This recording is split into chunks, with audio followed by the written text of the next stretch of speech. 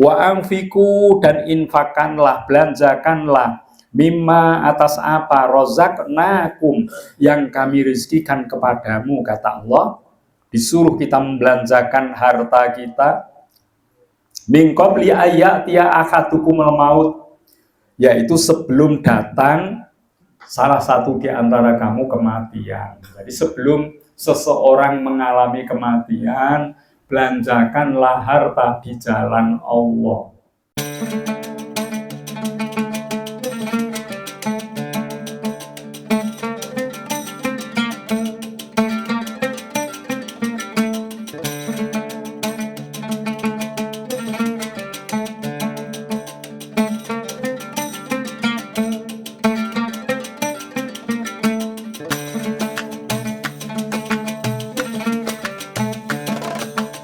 Kematian ada di tangan Allah. Kalau sudah saatnya terjadi, maka itu akan dialami sesuai dengan ketentuan Allah Subhanahu wa ta'ala. Wa qala ta'ala, Gusti Allah dawuh, ya ayyuhalladzina amanu, wahai orang-orang yang beriman, la tulhikum, janganlah melalaikan olehmu semua, amwalukum, harta-hartamu, wala auladukum, dan juga tidak boleh melalaikan kepadamu anak-anakmu sekalian, andikrillah, dari mengingat kepada Allah. Jangan sampai harta benda kita, jangan sampai anak-anak kita melalaikan kita untuk mengingat Allah. Sibuk dengan harta pekerjaan, lupa dengan ibadah yang diperintahkan, jangan sampai terjadi. Sibuk dengan mengumpul-ngumpulkan harta, lupa dengan berzikir kepada Allah, jangan sampai terjadi. Demikian pula karena cintanya kepada anak, memang kita diperintahkan mencintai keluarga kita, anak-anak kita, tapi jangan sampai hal itu menyebabkan kelalaian untuk mengingat Allah, untuk berzikir kepada Allah. Justru harta yang kita punya perlu disyukuri, inilah amanah dari Allah. Disyukuri malah dengan harta mengingat Allah. Dengan adanya anak-anak yang sehat, alhamdulillah anak-anak kita semuanya sehat, sudah melakukan pendidikan yang layak. Ini kita bersyukur. Dengan anak jangan sampai lalai kepada Allah Subhanahu wa ta'ala. Wa may yaf'al dzalika, barang siapa melakukan hal itu, yaitu melupakan Allah dengan hartanya, dengan anaknya, dia mengabaikan Allah, tidak ingat kepada Allah. Kalau seperti itu, faulaika humul khasirun, maka mereka itulah orang yang rugi. Kenapa rugi? Tidak ingat Allah, karena hidupnya pasti akan tersesat. Kalau orang itu punya uang tidak ingat Allah, bisa jadi uang itu akan dipakai berfoya-foya mengikuti keinginan hawa nafsu. Kalau orang itu sangat cinta kepada anak dan lupa kepada Allah, maka dia akan mengikuti kemauan keinginan anak, dan lupa atas batasan-batasan yang diberikan oleh Allah. Sehingga semakin orang itu melupakan Allah, semakin jauh dari petunjuk, akan mengalami kesesatan. Makanya orang yang satu akan merugi. Di konten TV winginane yang korupsi, dia mengaku telah melakukan hal yang tidak baik, akhirnya masa pensiun tidak bisa kumpul dengan keluarga, dia menyesal. Dihukum 20 tahun penjara, padahal umurnya pinten pensiun.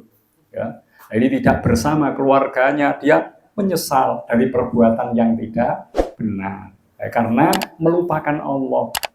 Kalau dia ingat kepada Allah, tidak akan korupsi. Walaupun nggak ada orang tahu, Allah senantiasa melihat perbuatan kita. Kalau orang itu mau korupsi, dia akan pikir nantinya akan diminta pertanggungjawaban, sehingga tidak akan jadi korupsi. Lah itu kalau bersama Allah, senantiasa zikir kepada Allah, tidak akan mengalami hal-hal buruk yang besar. Nek gur khilaf itu maklum, sidik-sidik dosa niku mboten masalah, niku memang manusiawi. Tapi kalau melakukan dosa yang besar, bagi orang-orang yang senantiasa mengingat kepada Allah tidak akan terjadi. Wa anfiku, dan infakkanlah, belanjakanlah, mimma, atas apa, rozaknakum, yang kami rezekikan kepadamu, kata Allah. Disuruh kita membelanjakan harta kita, min qabli ayyatia ahadukumul maut, yaitu sebelum datang salah satu di antara kamu kematian. Jadi sebelum seseorang mengalami kematian, belanjakanlah harta di jalan Allah.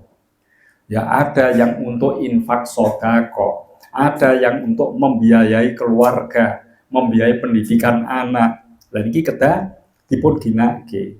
Sampun ngantos harta benda ditumpuk-tumpuk saja, dihitung jumlahnya sudah sekian miliar, bangga dengan harta yang banyak, medite ra karuan. Lah nek ngeten ki repot niki. Akhirnya apa, mati duite sakmono akeh oleh ngumpulke angel ra karuan, bertahun-tahun dia tidak merasakannya, tidak menikmati. Jadi kan repot nih, nggih. Makanya diperintahkanlah harta yang kita punya, masih ada kesempatan yatim piatu untuk kita santuni, fakir miskin untuk kita bantu. Niku anak-anak kita mari dipenuhi kebutuhan untuk pendidikannya. Itu semuanya adalah peluang untuk menggunakan harta benda di jalan Allah. Diperintahkan menginfakkan seperti itu sebelum datang kematian. Ya.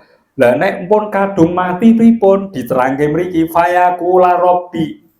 Nek kadung mati duite dari dibelanjake baba pisan, fayaqula robbi, dia mengatakan, wahai Tuhanku, laula akhortani, jikalau engkau mengakhirkan kepadaku kematian ini untuk ditunda, ila ajalin qarib, barang sedikit saja. Nek kematianku ditunda sedikit saja, fa'as soddako, niscaya aku akan sedekah. Lho niku wis kadung mati pengen urip, pengen sedekah. Wa akum minas sholihin, sehingga aku termasuk orang-orang yang soleh.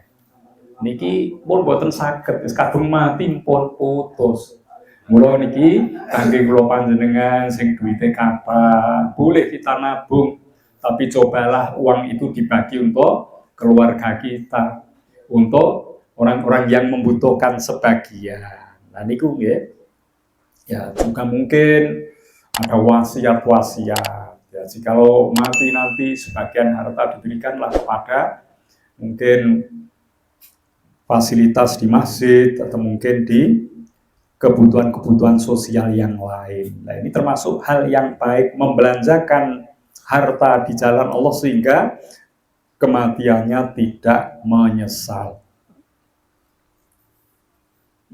Wala yu'akhirallahu nafsan idza jaa ajaluha. Wala yu'akhiro, dan Allah tidak akan memberi tenggang waktu, tidak akan menambahkan usia bagi orang yang telah ditetapkan mati. Wala yu'akhirallahu nafsan, seseorang, idza jaa ajaluha, ketika sudah datang ajalnya, tidak diberi tenggang waktu meneh. Pun teko waktune nggih sampun kedah berangkat. Wallahu khabirun bima ta'malun. Wallahu, dan Allah khabirun, maha mengetahui, bima ta'malun, atas apa yang engkau kerjakan. Iki mumpung kula jenengan tasih gesang, monggo hal-hal yang dipesankan oleh Allah di dalam ayat-ayat ini untuk kita praktekkan. Ya, jangan sampai hidup ini selesai, sedangkan kita telah diberikan kesempatan yang panjang, tidak dilakukan untuk beramal baik, sehingga nanti akan mengalami kesulitan yang berat di hari kiamat. Ini mumpung padang rembulane, monggo sami nglampahi perkawis-perkawis sae, tidak harus mengeluarkan uang yang banyak berbuat baik itu. Kerso kempal ngeten menika menambah ilmu kita, termasuk hal yang baik. Bersedekah semacam ini ya, hal yang baik ya. Silaturahim kita sesuatu yang baik. Jadi monggo kebaikan untuk kita maksimalkan mumpung masih diberi kesempatan. Andai kata orang-orang yang mati itu diberikan kesempatan sebentar saja, dia akan perbanyak amal kebaikan. Nah, mula niki pelajaran kangge kita sedaya. Orang-orang yang telah meninggal terputus amalnya, ya, kecuali 3 dalam hadis diterangkan: anak soleh, ilmu manfaat, sedekah jariyah. Lainnya terputus. Badhe dari pengajian wis ora iso. Salat jamaah mboten saged. Mula kula panjenengan tasih wonten wekdal kita masih sehat, bisa melangkah kaki ke masjid, ke musola, jangan sampai kita hanya berdiam diri di rumah. Itu kesempatan-kesempatan yang tidak dapat terulang kembali. Allah hanya memberi satu kesempatan saja bagi kita semuanya. Loh, tapi sesuk bisa iso Pak, wingi-wingi ora sesuk iso. Wingi niku waktu yang tersendiri, besok waktu tersendiri. Mboten saged nek satu hilang, satu ditinggal, kita tidak akan bisa melengkapinya. Waktu yang lain itu suatu kesempatan yang baru lagi. Mila menika, monggo kula panjenengan menyemangati diri kita masing-masing. Hidup hanya sekali, kesempatan hanya sekali. Mari peluang untuk melakukan amal-amal soleh untuk kita maksimalkan semampu kita masing-masing. Ngoten nggih? Kadosipun cekap menika, insyaallah nek wonten malih mangke sanes wekdal dipun lajengaken malih. Makaten anggen matur kula pilih wonten kekirangan nyuwun pangapunten. Wallahul muwaffiq ila aqwamit thoriq. Assalamualaikum warahmatullahi wabarakatuh.